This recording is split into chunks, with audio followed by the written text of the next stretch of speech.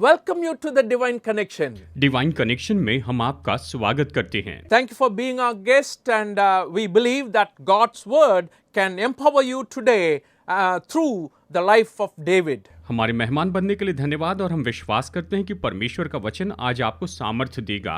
हम दाऊद के जीवन पर से आज यहाँ पर अध्ययन करने वाले हैं। You know, we started this last week, with David as someone who is chosen by God to be the king over Israel. पिछले हफ्ते हमने इसी से शुरू किया कि दाऊद तो ऐसा व्यक्ति था जिसे परमेश्वर ने इस्राएल पर राजा होने के लिए चुना था। And when you look at David, his life slowly after having been anointed, he is becoming more and more popular among the people who lived then. हम दाऊद के जीवन को देखते हैं कि उसका अभिषेक होने के बाद में दाऊद जो है उस समय के लोगों में धीरे धीरे विख्यात होने लग गया था। And at one of the most important event that brought David's name well known among all Israel is when he defeated the giant Goliath. एक बहुत ही महत्वपूर्ण घटना जिसने उसका नाम पूरे इस्राएल में बहुत ही विख्यात कर दिया, ये तो तब थी जब उसने गोलियत नाम के उस दानव को हरा दिया था। If you're wondering what is the background to this, I want you to turn your Bibles, if you have, to the 17th chapter of 1 Samuel. अगर आप इसके बारे में और भी ज्यादा जानना चाहते हैं तो मैं चाहता हूं कि आप अपनी बाइबल में निकालें पहला शमूएल अध्याय 17 में। आइए इसे देखते हैं। And David, whose name means beloved one, he was having a wonderful victory in that chapter. और इस अध्याय में हम देखते हैं दाऊद, जिसका मतलब है कि ये तो बहुत ही प्रिय है, उसने उस अध्याय में बहुत ही महान विजय प्राप्त की है। And 17th chapter verses 1 and 2 and 3 we read like this, Israel faced a very difficult situation in their life. पहला शमूएल अध्याय 17 वचन 1, 2 और 3 में हम देखते हैं कि इस्राएल अपने जीवन में बहुत ही मुश्किल परिस्थिति में था। Let's read it together. आइए इसे एक साथ पढ़ते हैं। Now the Philistines gathered their forces for war and assembled at Socoh in Judah. They pitched camp at Ephes Damim between Socoh and Azekah. Saul and the Israelites assembled and camped in the valley of Elah and drew up their battle line to meet the Philistines. The Philistines occupied one hill and the Israelites another, with a valley between them. पहला शमूएल अध्याय 17 वचन 1, 2 और 3 आइए यहाँ पर पढ़ते हैं। ये कहता, पलिश्तियों ने युद्ध के लिए अपनी सेनाओं को इकट्ठा किया और यहूदा देश के सोको में एक साथ होकर सोको और अजेका के बीच एपेस दमीम में डेरे डाले, और शाऊल और इस्राएली पुरुषों ने भी इकट्ठे होकर एला नाम तराई में डेरे डाले और युद्ध के लिए पलिश्तियों के विरुद्ध पांति बांधी। पलिश्ती तो एक ओर के पहाड़ पर और इस्राएली दूसरी ओर के पहाड़ पर खड़े रहे और दोनों के बीच तराई थी। इस तरह से वचन यहाँ पर कहता है। So you can see a war situation here. तो आप यहाँ पर युद्ध की परिस्थिति को देख सकते हैं। War between the Israelites and the Philistines. ये तो इसराइली और पलिश्तियों के बीच का युद्ध था। Both of them were standing on two different mountains. ये दोनों दो अलग अलग पहाड़ों के ऊपर में खड़े थे। And what is happening there is read in the 4th verse onwards. और वहां पर क्या हुआ इसके बारे में आइए वचन 4 में पढ़ते हैं। A champion by the name of Goliath, who was from Gath, came out from the Philistines' camp. He was 9 feet tall. He had a bronze helmet on his head and wore a coat of scale armor of bronze, weighing 5,000 shekels. On his legs he wore bronze greaves, and bronze javelin was slung on his back. वचन 4, 5 और 6 पढ़ते हैं। तब पलिश्तियों की छावनी में से एक वीर गोलियत नाम निकला, जो गत नगर का था, और उसके डील की लंबाई 6 हाथ 1 बित्ता थी। उसके सिर पर पीतल का टोप था और वो एक पत्थर की जीलम पहने हुए था, जिसका तौल 5,000 शेकेल पीतल का था। उसकी टांगों पर पीतल के कवच थे और उससे कांधे के बीच बर्छी बांधी थी। So when you look at his appearance and his arms, what he was wearing at the time, the whole Israelite community became fearful and they started running away. और जब आप उसके सारे हथियार देखते हैं और इन सारी बातों को देखते हैं तो आप पाएंगे कि सारे इस्राएली लोग डर गए और वे भागने लगे। It was a great challenge for the people of Israel. ये तो इस्राएली लोगों के लिए बहुत ही बड़ी चुनौती थी। And Saul's army was really frightened to face this man. और शाऊल की सेना इस मनुष्य का सामना करने के लिए सच में बहुत ही डर गई थी।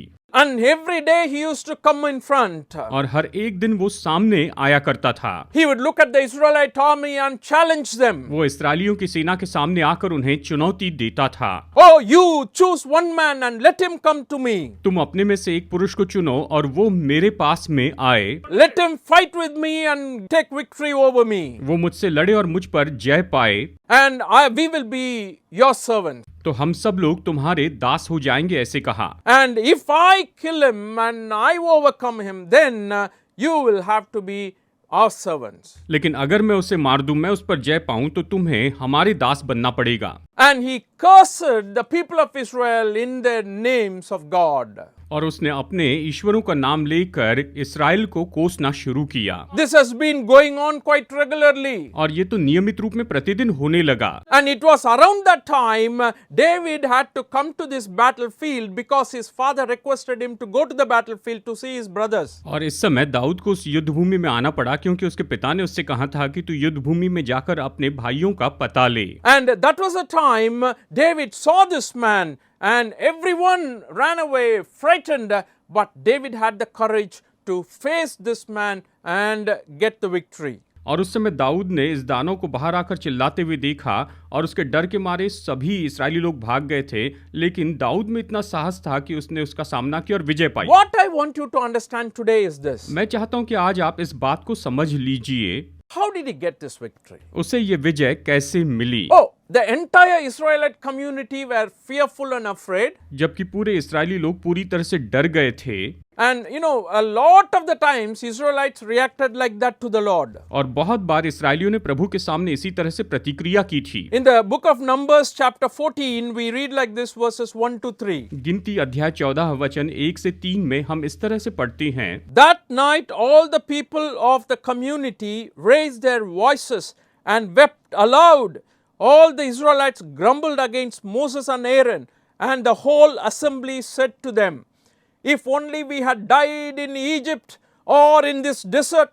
Why is the Lord bringing us to this land only to let us fall by the sword? Our wives and our children will be taken as plunder. Wouldn't it be better for us to go back to Egypt?" गिनती अध्याय 14 वचन 1, 2 और 3 पढ़ते हैं। तब सारी मंडली चिल्ला उठी और रात भर वे लोग रोते ही रहे और सब इस्राएली मूसा और हारून पर बुड़बुड़ाने लगे और सारी मंडली उससे कहने लगी कि भला होता कि हम मिस्र में ही मर जाते व इस जंगल में ही मर जाते, और यहोवा हमको उस देश में ले जाकर क्यों तलवार से मरवाना चाहता है? हमारी स्त्रियां और बाल बच्चे तो लूट में चले जाएंगे। क्या हमारे लिए अच्छा नहीं कि हम मिस्र देश को लौट जाए? वो ये कहने लगे, क्या हमारे लिए अच्छा नहीं कि हम मिस्र देश में लौट जाए? इस तरह से वचन कहता है। Why I am reading this section is the same reaction when they have some opposition which they think is beyond their power and ability. Israelites always feared.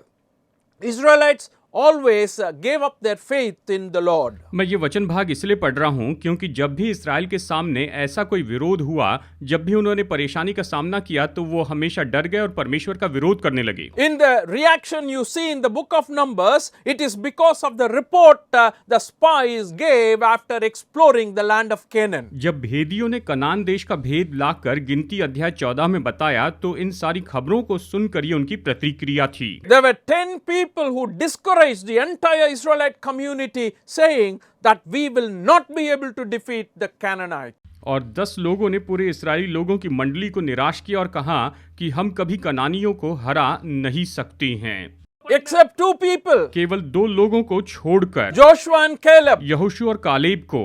So my point here is, every time when there is such an enmity or a power against the Israelites, they reacted this way, fear and trembling before God. मैं यही बात बताना चाहता हूं कि जब भी इस्राएलियों का इस तरह से विरोध किया गया, उन्होंने इसी तरह की प्रतिक्रिया की, वो डर गए थे। But David had a different attitude. लेकिन दाऊद के पास बिल्कुल अलग ही मनोदशा थी। Why did he do that? उसने ऐसा क्यों किया था? What made him to do that? किस कारण उसने इस तरह से किया था? His victory, what is the secret? उसकी विजय का भेद क्या था? And that's what I want to share with you today. आज मैं आपको यही तो बताना चाहता हूँ। First of all, I want to tell you that it is because of the zeal David had for the God of Israel, that is what brought him the victory. सबसे पहले मैं बताना चाहता हूं कि दाऊद के पास इस्राएल के परमेश्वर के लिए ऐसी जिज्ञासा थी और इसी के कारण उसने ये विजय पाई। In the book of 1 Samuel chapter 17, पहला शमूएल अध्याय 17 में when you look at 25 and 26, verses 25 and 26, जब हम वचन 25 और 26 को देखते हैं, now the Israelites had been saying, do you see how this man keeps coming out? He comes out to defy Israel. The king will give great wealth to the man who kills him. He will also give him his daughter in marriage and will exempt his father's family from taxes in Israel. फिर इस्राएली पुरुष कहने लगे, क्या तुमने उस पुरुष को देखा है जो चढ़ा आ रहा है? निश्चय वो इस्राएल को ललकारने को चढ़ा आता है, और जो कोई उसे मार डालेगा उसको राजा बहुत धन देगा और अपनी बेटी ब्याह देगा और उसके पिता के घराने को इस्राएल में स्वतंत्र कर देगा। इस तरह से दूसरे इस्राएलियों ने दाऊद से कहा था। So David kind of heard about what would be done to the man who would kill this Goliath. तो दाऊद ने सुना कि जो इस गोलियत को मार देगा उस मनुष्य के साथ क्या किया जाएगा। He confirmed it again according to these verses. इन वचनों के अनुसार उसने इस बात को फिर से साबित किया। But he did not kill Goliath just because of the rewards he will receive. लेकिन उसे जो प्रतिफल मिलेगा केवल उसी के कारण उसने गोलियत को नहीं मारा था। He killed Goliath because of the zeal he had for the Lord, the God of the Bible. लेकिन उसने गोलियत को इसलिए मारा क्योंकि वो तो परमेश्वर के लिए यानी बाइबल के परमेश्वर के लिए बड़ी जिज्ञासा रखता था। In the 10th verse, let me read it for you. वचन 10 में आइए पढ़ते हैं। 17th chapter, 10th verse. अध्याय 17 वचन 10। Then the Philistines said, this day I defy the ranks of Israel. Give me a man and let us fight each other. तब वो पलिश्ती बोला, मैं आज के दिन इस्राएली पांतियों को ललकारता हूँ, किसी पुरुष को मेरे पास भेजो कि हम एक दूसरे से लड़े, ऐसे वो कहता है। So what I am understanding from here is when he defied the armies of the Lord, when he defied the soldiers who represent the God of Israel, David could not bear it. हम यहाँ से इस बात को समझ सकते हैं कि जब उसने इस्राएली सेना को ललकारा, जब उसने परमेश्वर की सेना को ललकारा, तब दाऊद इसे सहन नहीं पाया था। And that's why David could not bear it. और इसीलिए दाऊद इसे बिल्कुल नहीं सह पाया। He was not able to tolerate the insults against the God of Israel. इस्राएल के परमेश्वर के विरुद्ध उसने जो अपमान किया था उसे वो सह नहीं पाया था। That is what motivated him to fight against the Philistines. और इसी कारण वो उस पलिश्ती से लड़ने के लिए तैयार हुआ। He kept on mentioning that in this chapter. वो इस अध्याय में इस बात को बार-बार बताता है। Oh, this man defied the God of Israel. कि इस मनुष्य ने इस्राएल के परमेश्वर को ललकारा है। I cannot bear that. मैं इसे सह नहीं सकता। My dear friends, today I want to tell you that the God of the Bible is the true and the living God. मेरे दोस्तों, आज मैं आपको बताना चाहता हूँ कि बाइबल के परमेश्वर सच्चे और जीवित He हैं। is a God who acts and empowers us. वो तो काम करते हैं और हमें सामर्थ्य देते हैं। And we have to stand for the truth that He has revealed to us. और उसने हम पर जो सत्य प्रकट किया है, हमें उसमें खड़े रहना है। Are you zealous for God? क्या आप परमेश्वर के लिए जिज्ञासा रखते हैं? When people talk evil about God, are you standing for the truth? जब लोग परमेश्वर के बारे में बुरा कहते हैं तो क्या आप सत्य के लिए खड़े रहते हैं? I like this attitude David had. मुझे दाऊद का ये रवैया बहुत ही पसंद है। And in Psalm 69 verse 9 he says like this. भजन संहिता 69 वचन 9 में वो ये कहता है, For zeal for your house consumes me, and the insults of those who insult you fall on me. क्योंकि मैं तेरे भवन के निमित्त जलते जलते भस्म हुआ, और जो निंदा वे तेरी करते हैं वही निंदा मुझको सहनी पड़ती है, ऐसा कहता है। That's a kind of zeal David had, dear friends. प्यारे दोस्तों, दाऊद में इसी तरह की जिज्ञासा थी। God wants us to have that kind of a zeal for Him. परमेश्वर चाहते हैं कि हम भी इसी तरह की जिज्ञासा उसके लिए रखें। Sometimes we may have wrong zeal, for us, our own selves. कई बार हम अपने बारे में शायद गलत जिज्ञासा रख सकते हैं, अपने खुद के बारे में गलत जिज्ञासा रख सकते हैं। And we very often hold on to these kinds of grudges and fail to prove that we are the children of God. और हम इस तरह की कड़वाहट उनके विरुद्ध में रखते हैं और इस बात में चूक जाते हैं, ये दिखाने में चूक जाते हैं कि हम तो परमेश्वर की संतान हैं। But God wants us to be zealous for Him. लेकिन परमेश्वर चाहते हैं कि हम उसके लिए जलन रखने वाले व्यक्ति हो जाएं। That's the kind of God we have. हमारे परमेश्वर इसी तरह के हैं। We were talking about David who defeated Goliath on behalf of God and the people of Israel. हम उस दाऊद के बारे में कह रहे हैं जिसने इसराइलियों के लिए और इसराइल के परमेश्वर के लिए गोलियत से लड़कर गोलियत को हराया था। हम उसी दाऊद के बारे में यहाँ पर चर्चा कर रहे हैं। What we are looking at in today's message is when every other Israelite ran away when they saw Goliath, David as a young man had the courage to go and defeat him. हम इसी बात को देख रहे हैं कि जब सभी इस्राएली लोग गोलियत को देखकर डर के मारे भाग गए, तब दाऊद में इतना साहस था कि वो जाकर गोलियत से लड़ा। How did he do it? उसने ये सब कुछ कैसे किया? The very first thing we said was that David had the zeal for the God of Israel. सबसे पहली बात हमने यहाँ पर कही कि दाऊद के पास इस्राएल के परमेश्वर के लिए ऐसी जिज्ञासा थी, ऐसी जलन थी। He could not tolerate the Philistine, uncircumcised Philistine insulting the armies of God. वो इस बात को नहीं सह पाया कि खतना रहित पलिश्ती परमेश्वर की सेना को ललकार रहा है। David had a great zeal for his God. Dawood के पास अपने परमेश्वर के लिए बड़ी जिज्ञासा थी। That is what brought him the victory. और इसी के कारण उसने विजय पाई। As we move on, one other very important thing we learn from David. और जैसे हम आगे बढ़ते हैं तो हम दाऊद से एक बहुत ही महत्वपूर्ण बात सीखते हैं। David crossed all the barriers to defeat Goliath. Dawood ने गोलियत को हराने के लिए सारी रुकावटों को पार किया, सब कुछ उसने पार किया। If you ask me, are there barriers or were there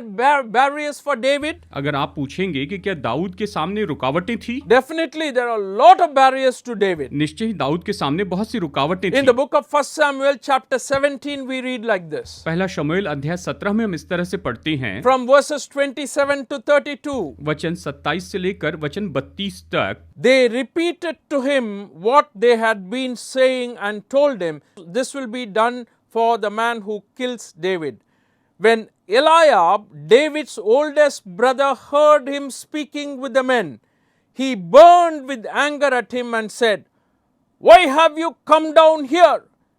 And with whom did you leave the few sheep in the desert? I know how conceited you are and how wicked your heart is. You came down only to watch the battle." तब लोगों ने उससे वही बातें कही, अर्थात ये जो कोई उसे मारेगा उससे ऐसा ऐसा किया जाएगा। तब दाऊद उन मनुष्यों से बात कर रहा था। तब उसका बड़ा भाई एलियाब सुन रहा था और एलियाब दाऊद से बहुत क्रोधित होकर कहने लगा, तू यहाँ क्यों आया और जंगल में उन थोड़ी सी भेड़ बकरियों को किसके पास छोड़ आया है?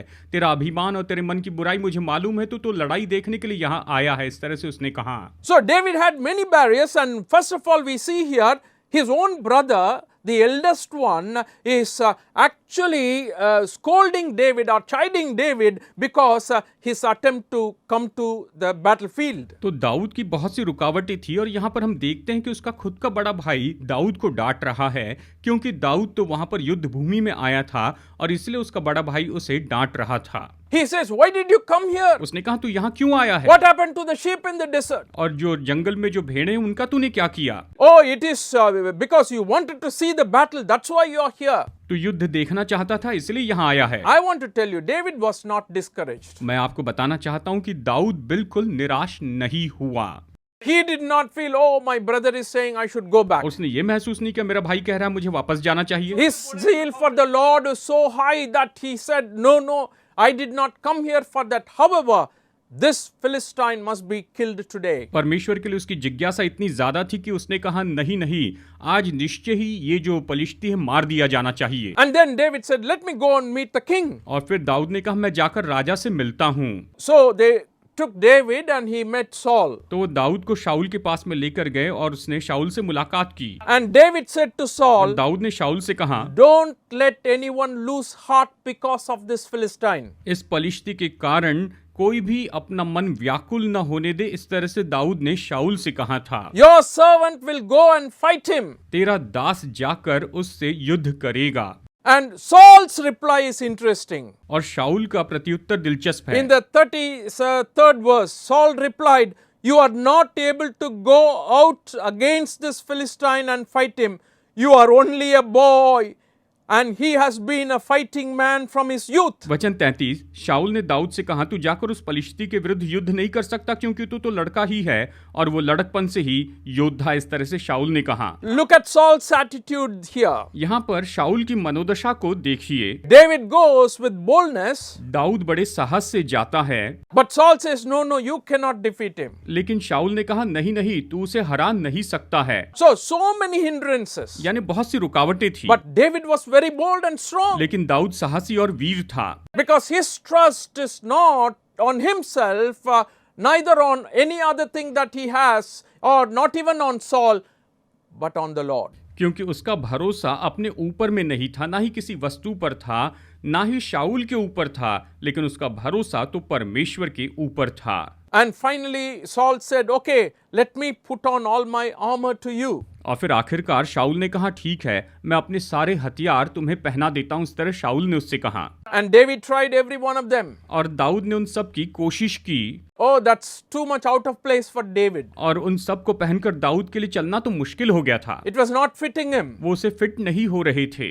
It was very, very heavy also for David to move with all those arms. और दाऊद को उन सारे हथियारों के साथ में चलने फिरने में बहुत मुश्किल हो रही थी। And all these he threw away. और इन सारे हथियारों को उसने उतार दिया। So many hindrances, and finally he decided that he will go and fight the Philistine with his shepherd tools. बहुत सी रुकावटें थी और आखिरकार दाऊद ने यह निर्णय लिया कि वो इन सब को छोड़कर अपने चरवाहे के जो साधन है, हथियार है, उन्हीं का उपयोग करेगा। And that's where we learn this lesson, that in spite of so many hindrances that can come on our way as we stand for God, we should be firm in it. और यहीं पर तो हम ये पाठ सीखते हैं कि हमारे जीवन में कितनी भी मुश्किलें क्यों ना आए, कितनी भी रुकावटें क्यों ना आए, हमें निश्चय ही परमेश्वर के साथ में मजबूती के साथ खड़े रहना है। That is what will give us victory. और वही तो हमें विजय देगा। And I want you to think about the hindrances you faced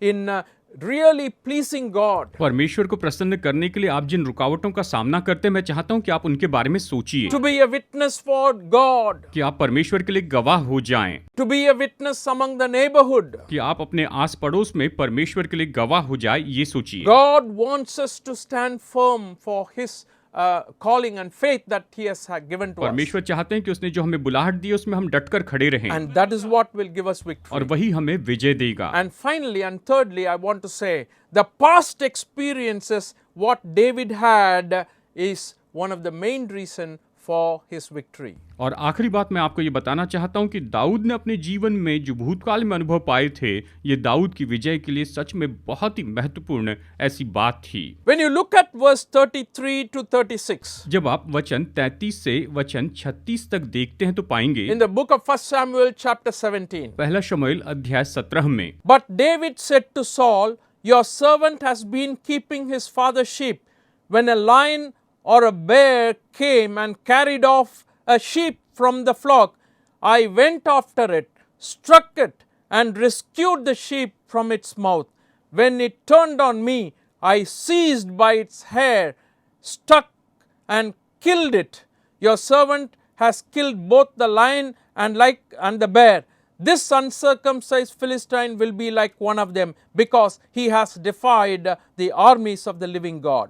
Dawood ने शाऊल से कहा, तेरा दास अपने पिता की भेड़ बकरियां चराता था, और जब कोई सिंह या भालू झुंड में से मेमना उठा ले जाता, तब मैं उसका पीछा करके उसे मारता और मेमने को उसके मुंह से छुड़ा लेता, और जब वो मुझ पर हमला करता तब मैं उसके केश को पकड़कर उसे मार डालता था। तेरे दास ने सिंह और भालू दोनों को मारा है, और वो खतना रहित पलिश्ती उनके समान हो जाएगा, क्योंकि उसने जीवित परमेश्वर की सेना को ललकारा है। दाऊद शाऊल से कहता है कि ये जो खतना रहित पलिश्ती है, ये तो उनके समान हो जाएगा, क्योंकि उसने जीवित परमेश्वर की सेना को ललकारा है। We get a very important lesson from David, that the experience gave him the courage and boldness to defeat the Philistine. हम दाऊद से ये बात सीखते हैं कि उसके जो अनुभव थे, उसने उसे ये साहस दिया कि इस पलिश्ती से वो लड़े। The victory in your personal life is a secret or the powerful source for the victory in your public life. आपके व्यक्तिगत जीवन में जो विजय है, वही तो सामर्थ का स्रोत है कि आप लोगों के सामने विजयी हो जाएं। He had experienced the presence of God. उसने परमेश्वर की उपस्थिति का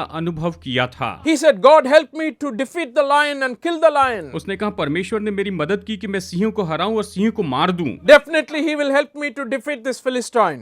निश्चय वो मेरी मदद करेंगे कि इस पलिश्ती को भी मैं हरा दूं। So as he went out to meet this Philistine, और जैसे वो इस पलिश्ती का सामना करने के लिए बाहर निकला, and he was so small and the Philistine was so big, huge. और वो तो बहुत ही छोटा था और पलिश्ती तो इतना बड़ा था, बहुत ही बड़ा था, दानवकार था। And David says very clearly, hey, the battle belongs to the Lord. और दाऊद ने बहुत ही स्पष्ट रीति से कहा कि देखो ये युद्ध तो यहोवा का है। I come to you in the name of the living God whom you defied. मैं उस जीवित परमेश्वर के नाम से तेरे विरुद्ध में आता हूँ जिसको तूने ललकारा है। Definitely he will give me victory. निश्चय वो मुझे विजय देगा। And in one stone he pelted him and he fell down and he killed him. जब दाऊद ने उसे एक पत्थर मारा तो वो गिर गया और दाऊद ने उस गोलियत को मार दिया। And you see, that is the victory God gave him. और देखिए यहाँ पर परमेश्वर ने उसे यही विजय दी थी। What I want to share with you is, today we do have a lot of challenges and problems that look like Goliath in our life. आज मैं आपको ये बताना चाहता हूँ, हमारे जीवन में ऐसी बहुत सी समस्याएं हैं जो गोलियत के जैसी दिखती है। Sin that has so devoured you and you feel that it is inescapable. और पाप तो आपको इतनी बुरी तरह से फंसा लेता है और आप सोचते हैं कि आप इससे बच निकल नहीं सकते हैं। There are other Goliaths that can hinder your relationship with God. और ऐसे भी गोलियत है जो परमेश्वर के साथ के आपके संबंध में रुकावट डालते हैं। Sometimes you may have become addicted to all this and struggling in your life. कई बार आप इन बातों की आदतों में पड़ जाते हैं और जीवन में मुश्किल में पड़ जाते हैं। And God wants us to overcome all this. और परमेश्वर चाहते हैं कि हम इन सारी बातों के ऊपर, इन सारी मुश्किलों के ऊपर में जयवंत हो जाएं। How do we do that? हम ऐसा कैसे कर सकते हैं? Is it possible? क्या ये संभव है? And I want to tell you, it may not be possible just with your own strength. और मैं आपको ये भी बता दूं कि आपकी खुद की शक्ति में संभव नहीं। However, I want you to depend on God. मैं चाहता हूं कि आप परमेश्वर के ऊपर आधारित रहें। And that's when it is possible. और तभी ये संभव है। David depended on God. Dawood परमेश्वर पर आधारित रहा। He had a great zeal for God. उसने परमेश्वर के लिए बड़ी इच्छा रखी। He actually overcame all the barriers and hindrances. वो तो सारी रुकावटों के ऊपर में जयवंत हुआ। He experienced the power of God in his personal life, which is very, very useful, or which was very useful for him to defeat Goliath. उसने अपने जीवन में परमेश्वर की सामर्थ का अनुभव किया जो कि गोलियत को हराने के लिए बहुत ही जरूरी थी। Today you can win. आज आप भी जयवंत हो सकते हैं। I just want to read a verse and close. मैं एक वचन पढ़कर खत्म करना चाहूंगा। 1 John chapter 4 verse 4. पहला यूहन्ना अध्याय 4 वचन 4, आइए पढ़ते हैं। You, dear children, are from God and have overcome them, because the one who is in you is greater than the one who is in the world. हे बालकों, तुम परमेश्वर के हो और तुमने उन पर जय पाई है, क्योंकि जो तुम में है वो उससे जो संसार में है बड़ा है। इस तरह से यहाँ पर ये वचन हमें बताता है। He gives this wonderful assurance, you have overcome the world because the one who is in you is greater than the one who is in the world. वो यहाँ पर ये महान शाश्वती देता है, क्योंकि तुम में जो है वो तो सच में उससे भी बड़ा है जो इस संसार में है, इसलिए तुम जयवंत होंगे। Victory over sin is possible when you have Jesus in you. जब आप में यीशु होता है तो पाप के ऊपर में विजय संभव होती है। Victory over all the threats and challenges is possible when you have Jesus Christ living in you. जब यीशु मसीह आपके अंदर होते हैं तो सारी मुश्किलों के ऊपर में, चुनौतियों के ऊपर में जयवंत होना संभव है। If you have Jesus, rejoice about it. अगर आपके पास यीशु है तो आप इसके बारे में आनंद If मनाइए। you do not, then definitely this is the time to open your heart and say, "Oh Lord, come into my heart and I want to change. I want to believe you. I want to give my life over to you." अगर आपके पास यीशु नहीं है तो इस समय आप प्रभु से कहिए, परमेश्वर मैं बदलना चाहता हूँ, मैं आप पर विश्वास करना चाहता हूँ, मैं आपके पास आता हूँ। He is always available to come in and help you. वो हमेशा उपलब्ध है कि वो आकर आपकी मदद कर सके। God bless you today. आज परमेश्वर आपको बहुतायत से आशीष दे।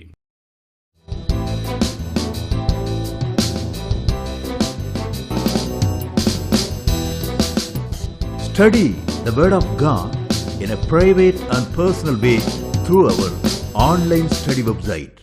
Contact number